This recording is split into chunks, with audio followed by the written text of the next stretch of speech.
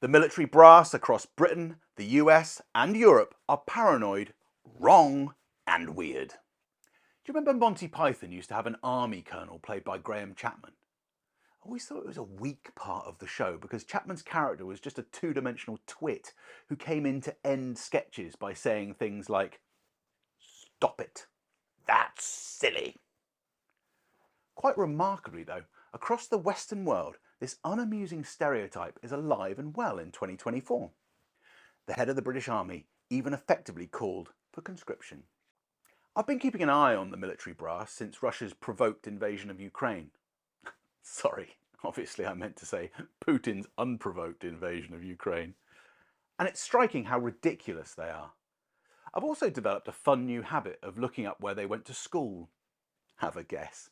Yeah, Ponzi private schools in the 1970s, typically. NATO Admiral Rob Bauer said we should all buy a flashlight because we'll be at war with Russia in 20 years. Is carrying a torch and a radio on batteries really going to be sufficient to deal with a Russian invasion in 2044? It all just sounds mad. The real problem is always that we didn't go in violently enough.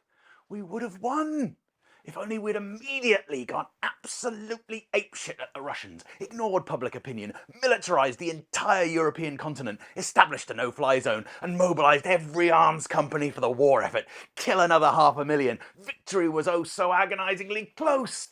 But we'll win next year in 2023 or 2024 or 2025 or 2044. There's a lot of outrage over these issues. At the end of the day, I don't think military men are evil. The first and only time I've ever cried about a hard news story was when Russia invaded Ukraine. Those tears required no context or human interest angle.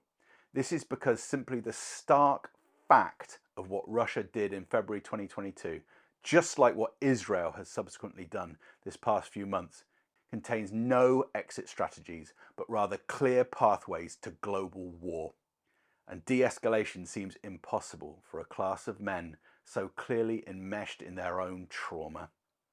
There's a reason we keep these prats out of political office. They're fucked up by war, and they're often wildly wrong.